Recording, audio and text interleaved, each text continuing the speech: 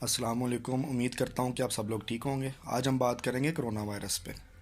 जैसे ही corona virus start हुआ China में, तो इधर हमारे मौलवियों ने रोला डाल दिया जी कि ये तो हराम खाने वालों को ही होता है, ये चमगादड़ खाते हैं और ये सूप पीते हैं कछुए का, सांप खाते हैं, पता नहीं क्या क्या करते हैं, तो इन्हीं को बीमारी होनी है। फिर ये दुनिया में फैलने लगा, तो तब भी इन्होंने रोला डाला जी आप मैप उठा के देख लें, ये उन्हीं मुल्कों में जा रहा है जहाँ पे अल्लाह की इताअत नहीं होती है, एंड ऑल डैट।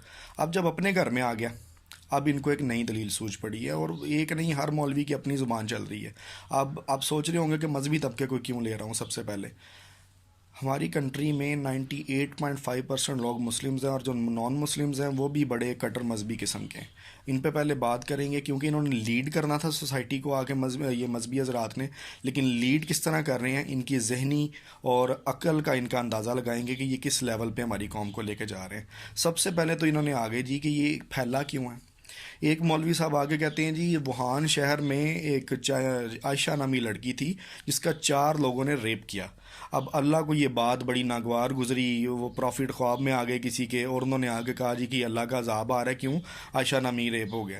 तो अगर तो इस तरह अजाब आते तो आपके मुल्क में डेली 12 बच्चों के रेप हो रहे हैं, छोटे छोटे बच्चों के, तो इस कंट्री पे ज़रूर सबसे पहले आना चाहिए था, उन पे बाद में आना था, और वो वैसे भी ठीक कर चुके हैं।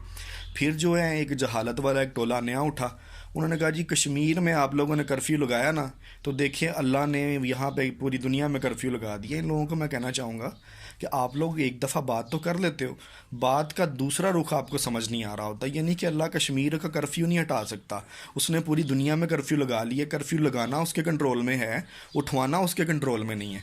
फिर ये भाई आगे वो शामी बच्चे का वो बैनर लेके पूरा वो, जी देखें जी उसने कहा था मैं अल्लाह को जाके शिकायत लगाऊंगा, तो लगता है अल्लाह ने शिकायत सुन ली है। फिर दूसरी बात इन्होंने नहीं सोची कि अल्लाह सीरिया में जंग नहीं रुकवा सका, उसने पूरी दुनिया में जंग का माहौल पैदा कर दिया। ये अल्लाह को कोई ऐसी चीज़ बना के पेश कर रहे हैं कि जो मामला सॉल्व नहीं करता बल्कि फटा डालता है सिर्फ हमारे लिए। आगे चलते हैं। फिर इनको पता नहीं है कि यहूदियों को कभी ये अपनी लाइफ में मिले हैं या नहीं मिले, लेकिन यहूदियों से फटे इनके शदीद हैं। कोई दुनिया में काम हो जाए, ये जो यहूदी साजिश है जी हमारे खिलाफ, और यार तुम लोगों की औकात क्या है, वो क्यों साजिश कर रहे हैं तुम्हारे खिलाफ। बीमारी है, बीमारी को बीमारी लो, साजिश कहाँ से आ गई है। अब बारी बारी देखेंगे ये करते क्या जा रहे हैं जी। अच्छा, उसके बाद जी आपने खाना काबा का तवाफ़ बंद करना पड़ा। जारी सी बात है, पूरी दुनिया से लोग जाते थे और वहाँ की गवर्नमेंट नहीं चाहती थी कि ये उनकी कंट्री में मामला फैले, तो उन्होंने खाना काबा का तवाफ़ रोक दिया, जो कि एक बहुत ही बेस्ट काम था। प्रॉफिट ने अपने दौर में भी उस शहर को बंद करने का हुक्म दिया था जहाँ पर ये वबाएँ फैली थी। अब यहाँ पे क्या शुरू हो गया, वो 10-15 वो कबूतर थे, इस तरह की कोई चीज़ थी, उसने आके वो चक्कर लगाए जी। देखें जी अल्लाह पाक ने इंसानों का वो तवाफ़ बंद हुआ था, तो देखें जी कबूतरों का तवाफ़ करा दिया। भाई मेरे, फिर दूसरी तरफ पे आओ, अल्लाह इंसानों का तवाफ़ नहीं करवा पा रहा, लेकिन वो कबूतरों को भेज रहा है। क्या मतलब, तुम लोगों की स्टेट ऑफ माइंड क्या चल रही है, किन चक्करों में पड़ रहे हो तुम लोग, कि जहनी दिमाग तुम लोगों का कोई दिमाग चलता है कि नहीं चलता है। फिर आ जाते हैं दरबारों पे, वो कि जी बाबा सच्चल साहब का कोई इस तरह के पीर साहब गन शकर में भी, उनके दरबार पे वो कबूतर, वो मेरे घर के इर्द गिर्द शाम को मेरे कबूतर चक्कर लगा रहे होते हैं जी। देखें जी इधर ज़ायरीन का आना बंद हुआ है, तो इधर जी दरबार पे चक्कर लगाने शुरू कर दिए गए हैं। यार मतलब तुम लोग क्या आइटमें हो, कोई इसी को आ गया जी फहाशी आती है मुल्क में तो ये आता है, ये औरतों के डांस दिखाए जाते हैं टीवी पे तो वबा फैली है। कोई खुदा दा खौफ कर लो अपने आप, तो थोड़ी बहुत शर्म होनी चाहिए। कोई शर्म का दामन अपने हाथ हाथ में पकड़ो, क्या कर रहे हो तुम लोग। फिर क्या करना था, पूरी दुनिया में मस्जिदें बंद हो गई हैं। सऊदी अरेबिया में, कुवैत में, ये कतर में, ये सारी जगह पे इन्होंने, सारा बहरीन में लॉकडाउन कर दिया। उनको वहाँ के उलमा कराम ने कहा कि भाई घरों में बैठ के नमाज पढ़ लो, कुछ नहीं होता। लेकिन नहीं, इत्थे इन्हों की लॉजिक ही वखड़ी है जी। जंग के दिनों पे भी बाजमात नमाज नहीं रुकती तो ये नहीं रुकेगी। और भाई क्या हो गया है, ये जंग से ज़्यादा ख़तरनाक मामला चल रहे हैं, लोग मरने वाले हैं। 20-25 हज़ार बंदा 2 महीनों में मर जाएगा, फिर अच्छे रहोगे तुम लोग। और आगे लॉजिक चेक करें जी, सुनता करो पाड़ो, इतने 4-4 फुट के फासले दे खलो जाओ। नहीं बंदा पूछे ਜਦੋਂ आ ही गए ਉੱਥੇ तो वायरस नहीं लगना ਤੁਹਾਨੂੰ ਉੱਥੇ। ये जी थोड़ी सी 2 पढ़ के चल जाना जी, 1 मिनट का खुतबा दे देना, भाई उत्थे आना की लैन है, घर नहीं पढ़िया जाता। प्रॉफिट ने अपने दौर में ये परमिशंस नहीं दी कि शदीद बारिशें हों, कोई सैलाब आ जाए तो तर्क कर दो बाजमात नमाज। लेकिन नहीं, चूँकि इनके दिमाग में फतूर बड़ा भरा हुआ है, अजीब किस्म के जाहल तबका है ये इस कौम को बीमार करवाएंगे और करवा के रहेंगे। कोई बात कर लो, हाथ नहीं मिलाना, ओहो यहूदी साजिश है, मुसलमानों का इतिहाद बड़ा था, हाथ मिलाने पर ये आपका इतिहाद तोड़े, एंड ऑल डैट। अजीबो किस्म के बाकायदा तौर पे सर्टिफाइड जाहिल लोग हैं ये आपकी ईमान की कमज़ोरी है, आप मस्जिद आओ सारा कुछ ठीक हो जाएगा। ये कौन सा इलाज निकाल लिया भाई तुम लोगों ने? ये क्या चाइनीज़ को नहीं पता था, इटालियंस को नहीं पता? अमेरिका जिसका दुनिया में सबसे ज़्यादा हेल्थ बजट है, वो रो रहे हैं बैठ के, उनको समझ नहीं थी इन चीज़ों की। अब देखिए इनके इलाज कितने कितने निकले हैं, आपके साथ ज़रा इलाज शेयर करते हैं। सबसे पहला हमारे हमसाए की बात करेंगे, क्योंकि मुझे अच्छे बड़े अजीज़ हैं वो, मेरे लिए हमसाए की इज़्ज़त करनी चाहिए। गाँव मूत्र, दुनिया की हर बीमारी का इलाज उस गाँव मूत्र में अवेलेबल है। ठीक है जी, आप पिएँ, चुस्की लगाएं तो सब मामला तो आपके ठीक है।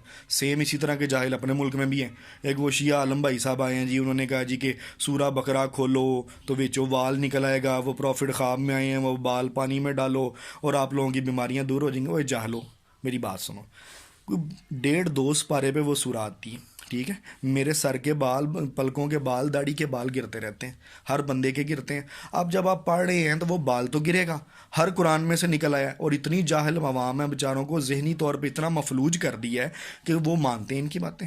जैसे वो औरतों की नसबंदी कराते हैं ना तो बच्चे पैदा नहीं होते, सेम इन्होंने मुसलमानों की ये जो बच्चे होते हैं 14-15 साल में इनकी जहनी नसबंदी कर देते हैं कि सोचने समझने की सलाहियत ये खो बैठे और ये हमारे फुद्दू खाते में बस लगे रहें, बस हमारे पीछे लगे रहें। अगला इलाज सुने जी, कबूतर के जो वो होती है ना कलगी पोटा, उसकी जो स्टमिक है उसके अंदर से एक वो येलो कलर की झिल्ली निकलती है।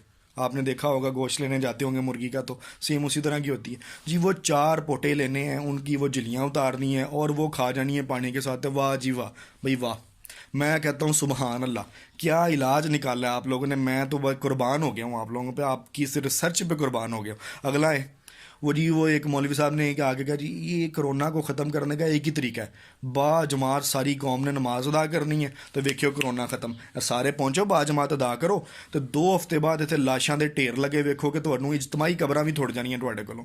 आगे सुने, ये दम शफ वाले पीर साहब आ गए, उन्होंने ऑनलाइन दम करने शुरू कर दिए थे, ठीक है जी। लेकिन जैसे ही कोरोना का मामला ज़रा ख़राब हुआ है, 3 हफ्ते के लिए दरबार बंद करके निकल गए जी कि मैं बच गया तो तुहानूं बचावागा आप देखो। लेकिन लोग उनके पीछे ऐसे उनके पागल शदाई लोग हैं कि मैं कहता हूँ सुबहान अल्लाह, क्या क्या कहने हैं इनके। फिर आ गए हैं वो बप्पा जानी, सारी दुनिया अपना बिजनेस कर रही हो तो बप्पा जानी कैसे नहीं पहचाना? बप्पा जी वो खीरा काटने का शरई तरीका, और वो जो है केला रखने का शरई तरीका, और वो सूरा कौसर 3 दफ़ा पढ़ो पेट्रोल की टैंक पे तो वो 33% ज़्यादा काम करेगा। याद आया? हाँ जी हाँ जी, वही वाले बप्पा जानी। तो उन्होंने भी अपना इलाज पेश कर दिया, उन्होंने कोई दवा बताई है, वो दवा पढ़ के तो आपका कोरोना ऐसे, कोरोना तो चीखें मारता हुआ निकलेगा, ठीक है जी। ये जाहिल लोग हैं, इनकी बातों में आपने नहीं आना। आप अपने घरों में बैठें और अपनी सेहत का ख्याल रखें। अब मुझे शिकवे भी हैं कुछ लोगों से, बचपन से टिड्डे से था ना, इतने इतने थे तो हमें बचपन से सुनते आ रहे हैं जी, कलवंजी जो है जी मौत के अलावा सब बीमारियों का इलाज है, कलवंजी और शहद। ओहो हो भैया, आपने किसी ने बताया ही नहीं है वो कलवंजी खाओ। ये डॉक्टर तो पागल है, इटली में 4000 बंदा मर गया, 600 बंदा कल मरा, वो कलवंजी के चम्मच मुंह में डालते हैं उनके, जाके जी लो पकड़ो इलाज आपका हुआ पड़ा। यहाँ वो खाना काबा को बंद ना करते, आते के कहते ये सारी दुनिया से बनी मरीज़ ले आओ, जमजम के 2-2 कतरे पिलाएंगे, देखना इलाज कैसा होता है। बचपन से हमें दिमाग पक गया था सुन सुन के, अब जब इलाज की बारी आई है तो कहाँ घुस गए हो जाके सारे। और वो नंबर 1 यूट्यूबर साहब जो हैं, मुझे बड़ी उम्मीद थी, मैंने कहा वो आएंगे अपना कोई 4 अदद टोटके लेके, मुश्क, ज़ाफ़रान, काफूर और अंबर लेके तो इलाज करेंगे। मौलाना तारक जमील साहब वो भी कहीं पे नज़र नहीं आए, वो भी मास्क पहन के माशाल्लाह घुसे हैं और लेक्चर दे रहे हैं कि जी इस्लाम में छूत छात का सिस्टम नहीं है। और भाई छूत छात का सिस्टम नहीं तो तुमने क्यों पहने हुए हैं? लोगों को तुम ये कलवंजियाँ बताते रहे हो, अपने बाईपास करा रहे हो, अभी भी घुस के बैठे हो घरों में और लोगों को कह रहे हो आगे बाद नमाज़ें अदा करो।